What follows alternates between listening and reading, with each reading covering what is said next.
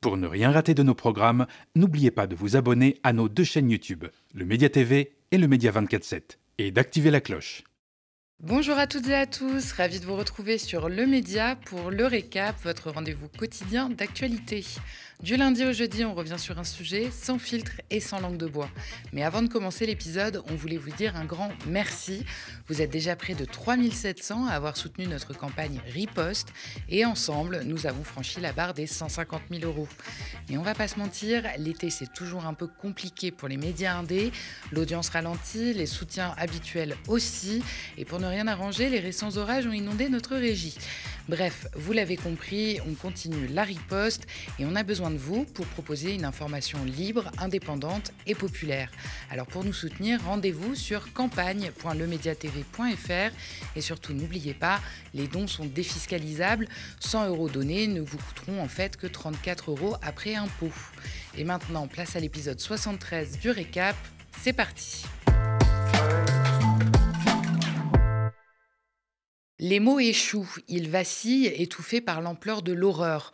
Rien ne semble assez fort, assez juste pour nommer ce qui se déroule sous nos yeux à Gaza. Depuis des mois, les images les plus insoutenables parviennent à ceux qui veulent bien les voir. Des quartiers entiers soufflés par les bombes, des corps déchiquetés, brûlés, des enfants massacrés, gisant au sol comme de vulgaires petites poupées brisées. Des mères hurlant sur les ruines, des pères creusant à main nue dans les décombres en quête d'un souffle de vie. Ce n'est pas une guerre, ce n'est pas un conflit, c'est l'effacement méthodique d'un peuple.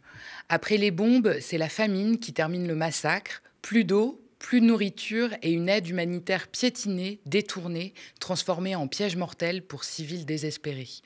Le blocus n'est plus une mesure de guerre, mais une énième arme de destruction lente du peuple palestinien. Chaque vie arrachée, chaque repas interdit, chaque cri laissé sans secours révèle un dessein plus grand. Il ne s'agit plus seulement de tuer, mais d'effacer, d'éteindre jusqu'à la mémoire d'un peuple. C'est un génocide à ciel ouvert, lent et implacable. Hier, la Société des journalistes de l'AFP a publié un communiqué. L'alerte est aussi claire que déchirante. Sans aide immédiate, les derniers journalistes de Gaza vont mourir. Non pas tués dans une frappe, mais par la faim, la fatigue, l'abandon. Depuis que les journalistes permanents de l'AFP ont quitté la bande de Gaza, début 2024, 9 collaborateurs locaux, des pigistes, des photographes, des vidéastes, continuent de documenter la guerre au péril de leur vie. Ils sont parmi les derniers témoins directs de ce qui s'y déroule, car depuis bientôt 2 ans, Israël interdit l'accès à Gaza à toute la presse internationale. Avec quelques autres, les collaborateurs de l'AFP sont aujourd'hui les seuls à rapporter ce qu'il se passe dans la bande de Gaza. Et ils ont des noms, des visages, des voix. Bachar, photographe principal de l'AFP à Gaza, collabore depuis 2010. Il a tout perdu. Sa maison, sa santé, ses forces. Il vit avec sa famille dans les ruines de sa vie, partie en poussière. Il dort sur des coussins, à même le sol, affamé, malade, épuisé, incapable parfois de tenir son appareil photo. Son frère est tombé de faiblesse. Lui-même a confié « Pour la première fois, je me sens vaincu ». Alam, journaliste dans le Sud, tente encore de résister. Elle sort de sa tente chaque jour, consciente qu'elle pourrait ne jamais y revenir. Elle le fait pour témoigner, pour porter la vérité. Résister ici, ce n'est pas un choix, c'est une nécessité, écrit-elle à ses collègues. Malgré un salaire mensuel versé par l'AFP, il n'y a plus rien à acheter. La nourriture, quand elle existe, est hors de prix. Même la farine est devenue inaccessible à la plupart des Palestiniens. Le système bancaire s'est effondré, les commissions explosent, les déplacements sont impossibles ou mortels. Même la grande agence de presse n'a plus les moyens de mettre à disposition une voiture, alors ces journalistes, à bout de force, se déplacent à pied pour continuer de faire leur métier, parfois en charrette. La situation s'aggrave de jour en jour. Les journalistes palestiniens n'ont presque plus la force de couvrir les événements. Leur seul bouclier, le courage. Mais même cela s'épuise. Leurs messages sont devenus brefs, désespérés, comme s'ils s'éteignaient eux-mêmes. Pour la première fois depuis sa création en 1944, l'AFP craint de voir ses collaborateurs mourir de faim, pas de la guerre. Et cela, disent-ils, leur est insupportable. Déjà en mai, la Société des journalistes de France Médias Monde lançait l'alerte. Ses collaborateurs à Gaza étaient en danger de mort et leur évacuation urgente était réclamée. Aujourd'hui, en réponse au communiqué de l'AFP, le ministre français des Affaires étrangères, Jean-Noël Barrot, a exigé que la presse libre et indépendante puisse accéder à Gaza.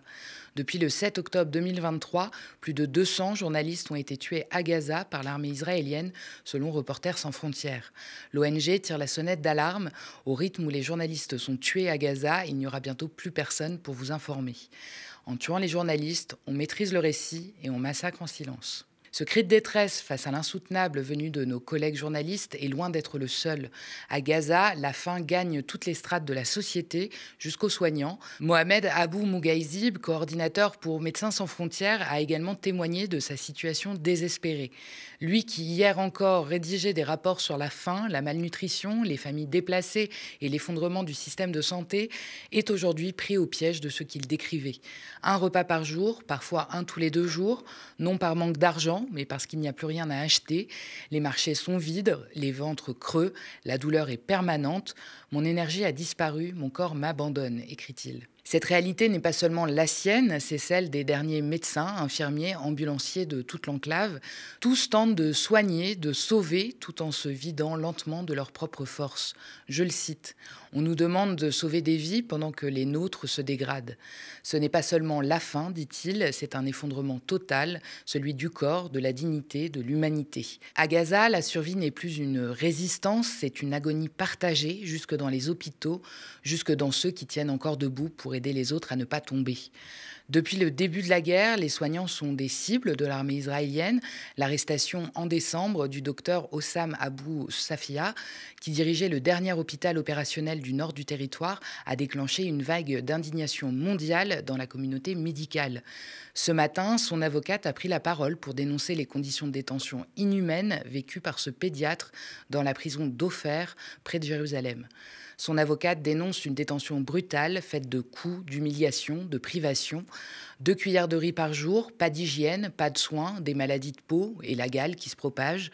Le 24 juin, il a été sévèrement battu. Lorsqu'il a demandé de l'aide médicale pour des douleurs cardiaques, on lui a refusé les soins. Il est dans le pire état possible, dit-elle, un homme respecté, un médecin brisé. Il a perdu près de 40 kilos, soit près d'un tiers de son poids en l'espace de 6 mois de détention, et il survit dans des conditions de famine, de torture, d'isolement et d'épuisement, révèle son avocate. Israël justifie son arrestation en affirmant qu'il serait membre du Hamas, une accusation sans preuve selon Amnesty International qui dénonce une politique de répression systématique du personnel médical palestinien. Abou Safia n'était pas qu'un médecin, il était devenu le visage de l'agonie du système de santé à Gaza avec ses appels à l'aide relayés dans les médias. En décembre, l'hôpital qu'il dirigeait a été rendu hors service après une offensive israélienne. À Gaza, même soigner est devenu un crime et dans le silence des cellules, on tente de faire disparaître ceux qui témoignent, même en blouse blanche. Depuis octobre 2023, des centaines de soignants palestiniens ont été arrêtés, parfois disparus de force, torturés ou maltraités selon Amnesty. Selon les données du gouvernement du Hamas, plus d'1 millier de soignants ont été tués depuis octobre 2023. L'OMS dénonce elle aussi des attaques ciblées contre ses propres locaux à Gaza, tandis que les familles du personnel médical sont menottées, déshabillées et interrogées à bout portant. Ce lundi, un membre du personnel de l'OMS était toujours détenu par Israël.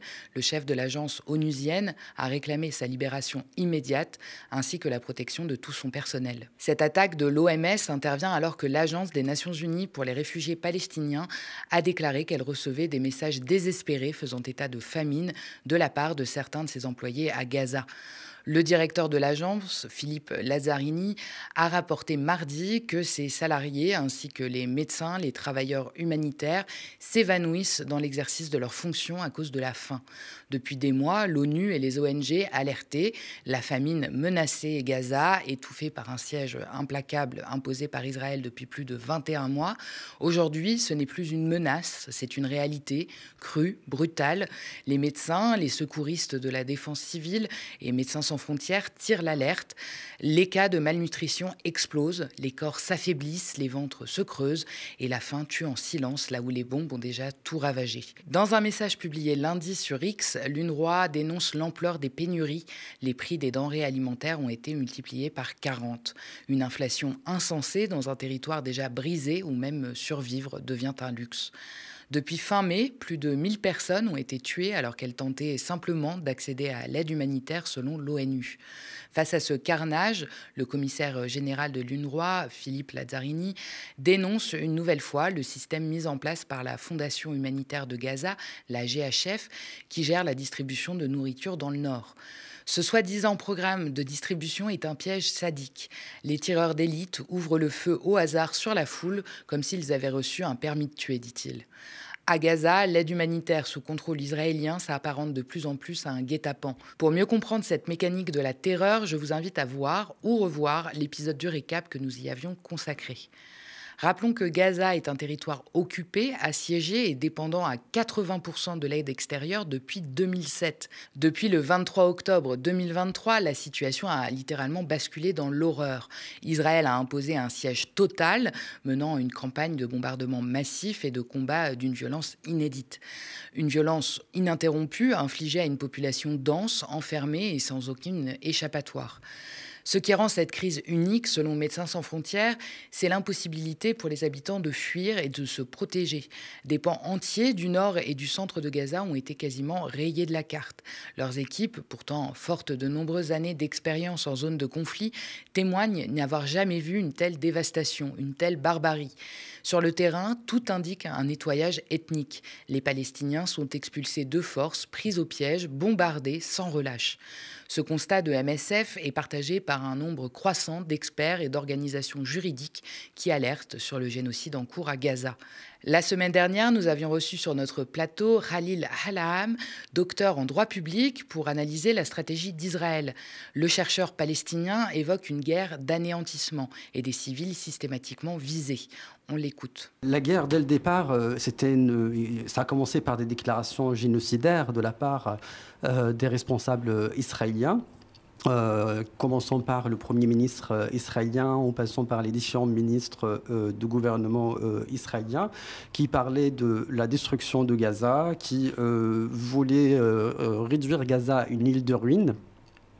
Et qui voulait détruire le Hamas et toute personne qui entretenait des liens avec ce mouvement, sachant que le Hamas est resté 16 ans dans la bande de Gaza et gérait des institutions à la fois civiles, sociales, mais également, hélas, sa brigade armée.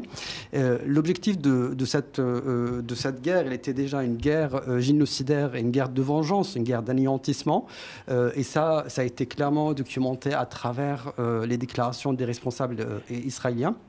Et plus tard, à travers la destruction quasi totale des bâtiments, de l'infrastructure à la fois civile et sociale dans la bande de Gaza, il y a pratiquement plus de bâtiments, plus de cibles à viser.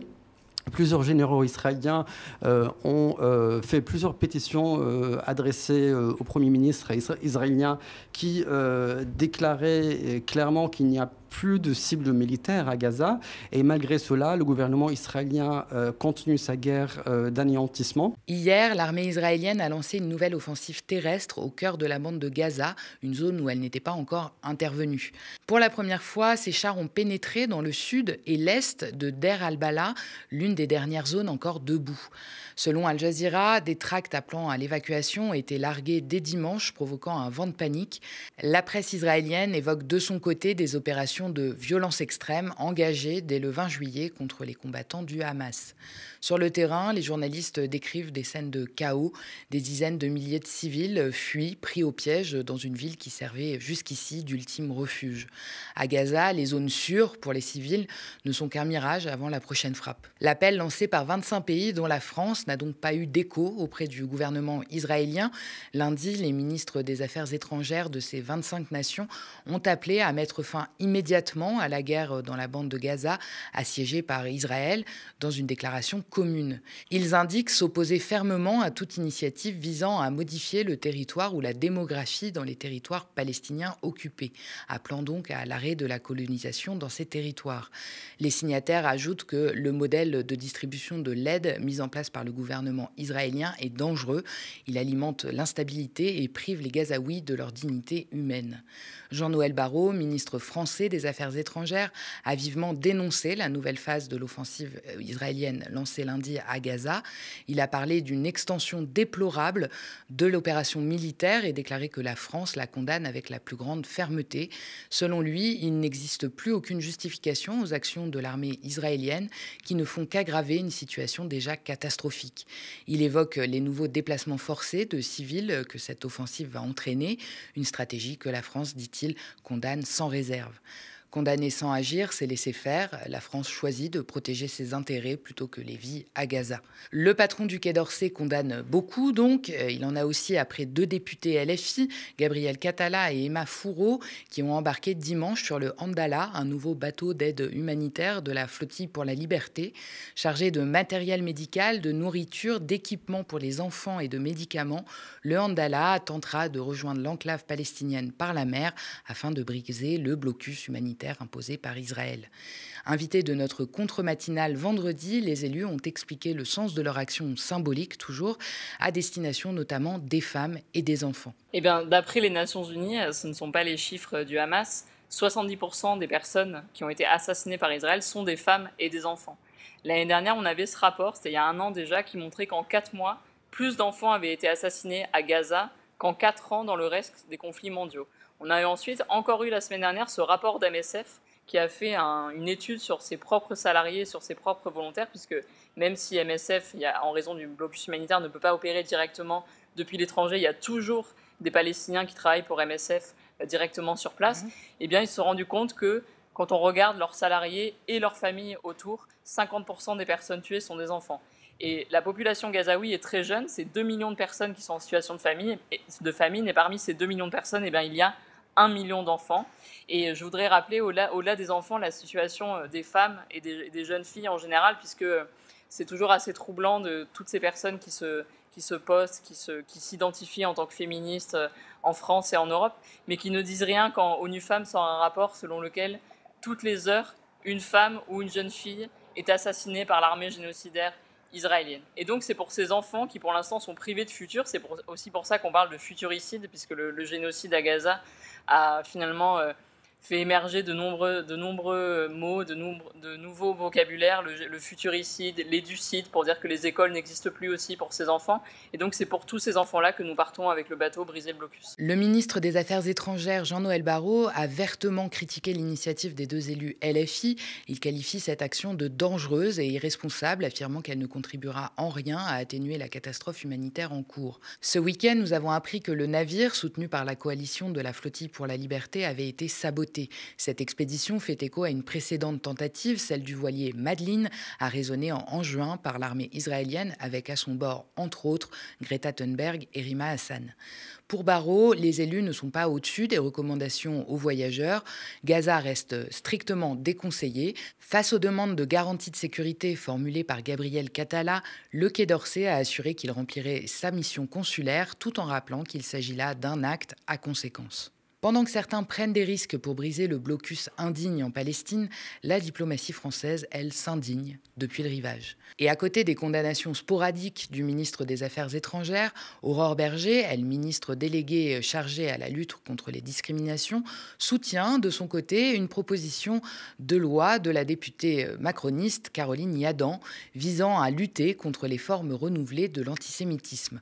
Pour elle, dénoncer un génocide à Gaza, c'est une falsification historique. On a depuis le 7 octobre 2023, c'est-à-dire depuis les attaques terroristes perpétrées à l'encontre d'Israël par le Hamas, une explosion de l'antisémitisme. Pas juste en France. Dans toutes les démocraties, on a eu à connaître une explosion de l'antisémitisme, avec même un risque de réenracinement profond de l'antisémitisme dans notre pays. Mais ça veut dire que quiconque dirait qu'Israël commet un génocide à Gaza pour être victime de poursuites. Et on voit bien aujourd'hui que l'antisémitisme, il a changé de visage.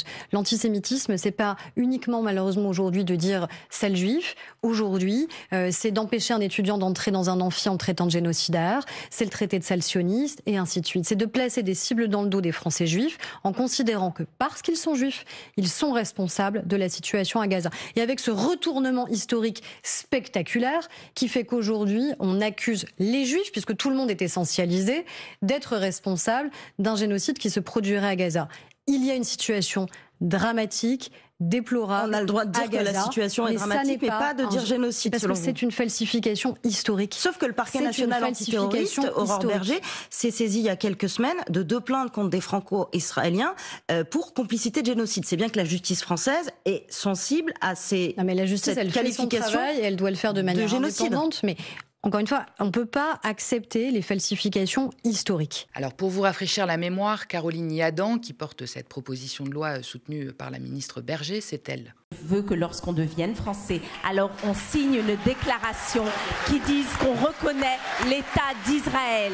Cette députée macroniste affiche un soutien inconditionnel à Israël qui confine régulièrement à la complicité. Sur une radio israélienne, elle a même admis avoir fait pression sur le président de la République pour qu'il reporte la reconnaissance de l'État palestinien, pourtant annoncé. Le président de la République décide de reconnaître l'État de Palestine. Comment vous réagissez ? Non, il ne décide pas de reconnaître l'État de Palestine. Il dit, non, attention, il dit ça n'est pas le bon moment. Non, pour le moment, c'est ce qu'il a dit, mais si après les élections, il décide que c'est le bon moment. C'est important parce que, vous voyez, je vais presque vous parler en off, mais je suis à la radio. S'il ne l'a pas fait, peut-être que derrière, il y a eu aussi de la pression. Peut-être qu'il y a des députés qui ont réagi. Peut-être qu'ils ont reçu des messages. Peut-être que Stéphane Séjourné a reçu des messages derrière en disant c'est absolument scandaleux à ce moment-là de reconnaître et de s'aligner sur ces pays qui sont devenus des pays d'islamo-gauchisme. Et il n'est pas question. Et peut-être que le fait de ne pas avoir été aussi loin, eh bien, il y a eu une action aussi derrière. Et en réalité, cette action, ça a été la nôtre et j'ai été le chef de file de cette action et je me suis fait entendre parce que nous étions aussi dans cette majorité-là.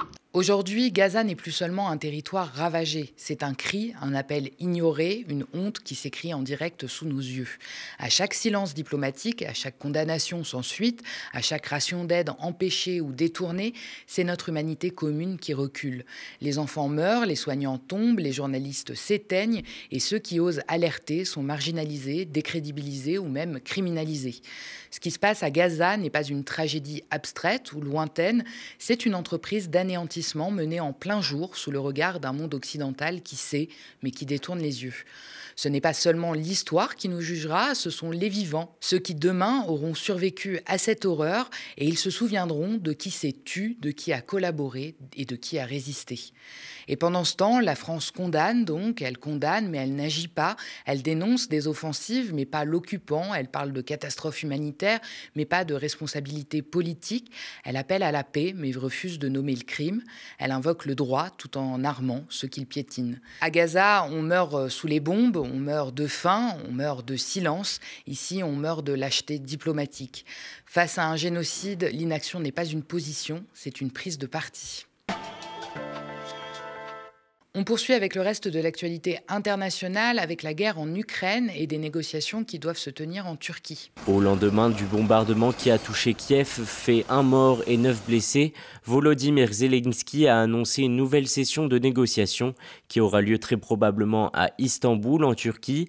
Elle devrait porter sur la poursuite des échanges de prisonniers et surtout la préparation d'une éventuelle rencontre entre Vladimir Poutine et Volodymyr Zelensky. Les précédentes réunions, organisées sous la pression de Donald Trump, n'avaient pas apporté d'avancées significatives sur un cessez-le-feu. Les deux camps semblent irréconciliables. La Russie veut que l'Ukraine lui cède 4 régions occupées en plus de la Crimée annexée en 2014 et qu'elle renonce à rejoindre l'OTAN. Des conditions inacceptables pour l'Ukraine, qui veut le retrait pur et simple des troupes russes de son territoire et des garanties de sécurité, dont la poursuite des livraisons d'armes et le déploiement d'un contingent européen. On termine en France avec le parquet général qui annonce ce pouvoir en cassation contre la libération de Georges Ibrahim Abdallah.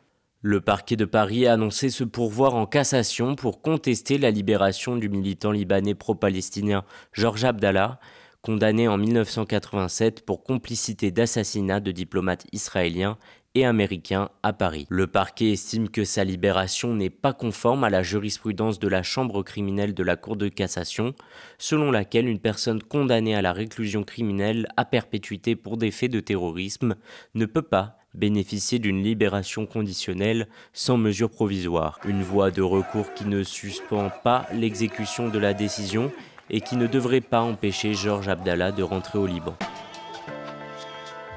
Merci d'avoir regardé cette nouvelle édition du Récap. N'hésitez pas à nous laisser vos impressions en commentaire si vous nous regardez sur YouTube ou via email si vous nous regardez à la télé. Et n'oubliez pas, les milliardaires financent la haine. Le média lance Riposte, une campagne de financement citoyenne pour riposter sur les réseaux sociaux et la TNT francilienne. Alors parlez-en autour de vous et si vous le pouvez, rejoignez la lutte sur campagne.lemediatv.fr et abonnez-vous aussi à nos 2 chaînes YouTube, le Média TV et le Média 24/7 pour ne rien rater de nos programmes. Très bonne soirée sur le Média.